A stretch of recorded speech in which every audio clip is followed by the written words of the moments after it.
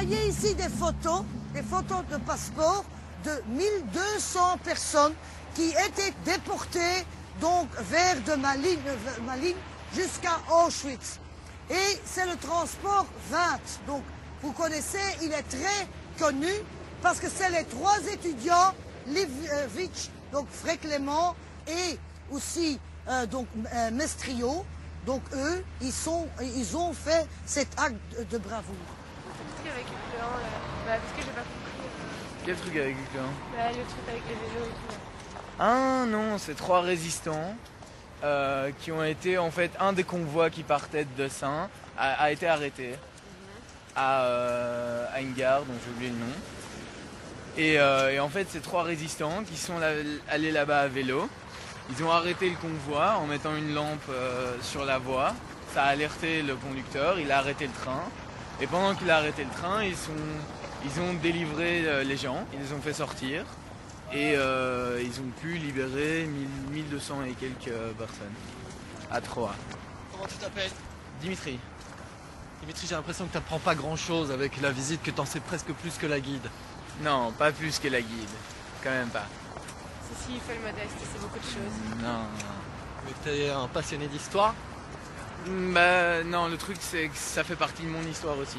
Donc c'est pour ça que je m'intéresse beaucoup et justement je pars demain faire un séminaire de commémoration dans les camps. Donc je vais voir Auschwitz, Treblinka, Majdanek. Donc On en discute un peu plus tard.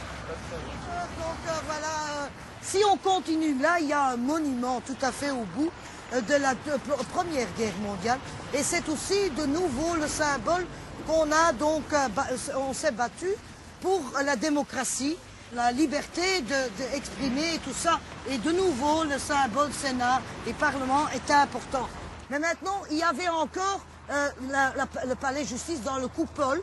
Et au-dessus, il y avait les documents secrets des collaborateurs. En 1944, en septembre, ils voient qu'ils vont perdre la guerre et ils vont brûler les documents. Voilà, le coupole est tout à fait en feu, donc il y avait un incendie et on a restauré, renouvelé en 1947. Maintenant, vous allez voir, il y a la synagogue. Dans la rue Églantier, il y avait une synagogue et un peu plus loin, il y avait aussi une synagogue.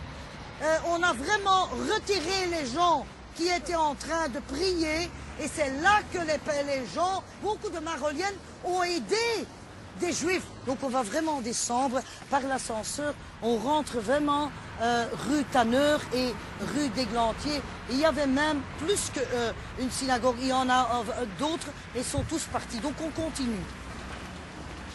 Alors Dimitri, tu nous disais que ça touchait aussi ton histoire. Est-ce que tu veux bien m'en dire un peu plus? ben, le truc c'est que je suis juif, donc j'ai pas spécialement, enfin pas que je connaisse en tout cas, je suis pas spécialement de la famille déportée, mais ça touche à mon histoire. Je dirais pas que c'est un patrimoine commun, mais c'est quelque chose d'atroce qui est arrivé. Et dans la tradition juive, il y a quelque chose de vraiment très important, c'est la mémoire en fait. Perpétuer la mémoire de tous ceux qui ont été et des choses qui ont été faites, bien ou pas bien. Mais il faut garder toujours une trace dans sa mémoire pour ces gens-là. Et c'est ce qu'on est en train de faire là. Le seul truc, c'est que par exemple, même parler des tziganes, eux n'ont pas été très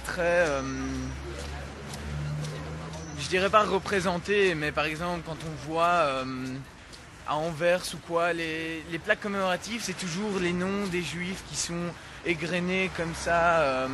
Et souvent, on oublie les tziganes qui ont été gazés au début aussi dans des camions, c'était en Ukraine et en Pologne, c'était dans des camions où on mettait une courroie, enfin un tube, qui partait du pot d'échappement et qui arrivait à l'arrière, quoi. Et donc qui s'étouffait à cause du monoxyde de carbone. Est-ce que tu trouves qu'on vous parle bien de la Seconde Guerre mondiale, qu'on vous explique bien? Du point de vue histoire, oui, ça, il n'y a pas vraiment... Mais pas les conséquences sur notre vie d'aujourd'hui? Ça, peut-être qu'on n'insiste pas assez dessus, mais en même temps, vu déjà les années passées, même si le temps est assez court au niveau de l'histoire. Au niveau d'une vie, il n'y a plus beaucoup de résistants non plus, ou de survivants en tout cas, à cette époque où ils sont tous très âgés, donc ça fait longtemps aussi à mémoire d'homme. Donc je pense qu'on pense plus trop aux conséquences de ça maintenant, mais c'est vrai que ça a permis de faire un pas de plus vers justement la démocratie et tout ce qui s'y rapporte.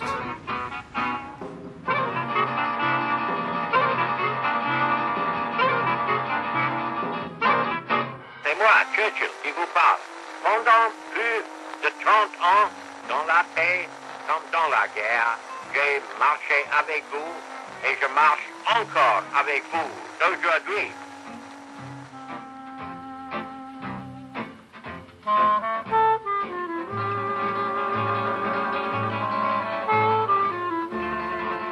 Tous les crimes derrière Hitler sont en train d'attirer sur sa tête et sur son régime un châtiment que beaucoup d'entre nous verront. Toi et Campion rira bien, qui rira le dernier.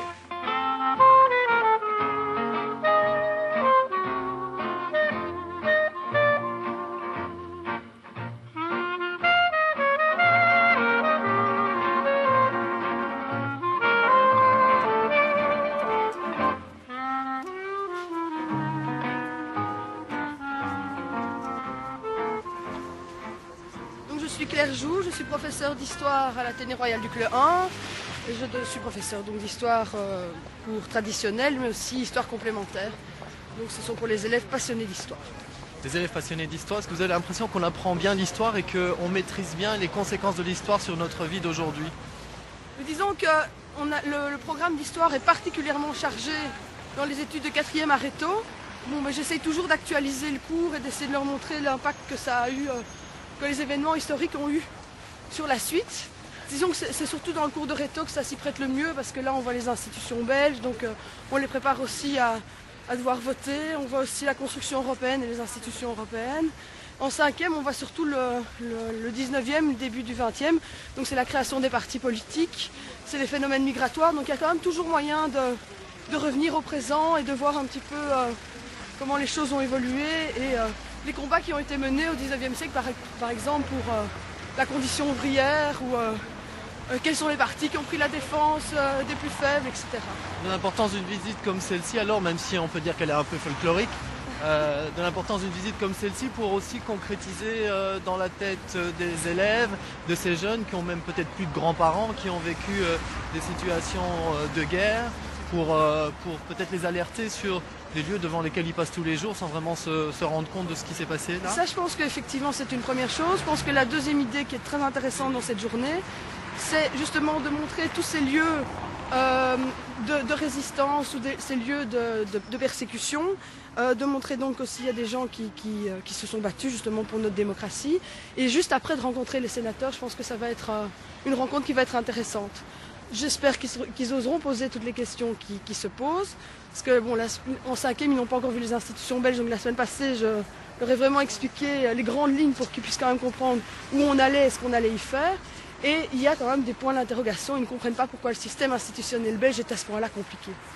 Et donc ça, j'espère qu'ils vont oser poser cette question-là. En fait. On verra ça tout à l'heure. Oui. Voilà, ici on est devant la synagogue et c'est important parce qu'elle est donc construite en 1875 et on l'a fait dans du néo-byzantin, donc le style byzantin roman. Vous voyez qu'il y a des textes, n'avons-nous pas tout un même Père? Un seul Dieu nous a-t-il pas créés? C'est aussi donc traduit en flamand, en néerlandais et en français. Et alors il y a 25 267 juifs qui sont partis, c'est quand même beaucoup. Et c'est affreux quand même. On va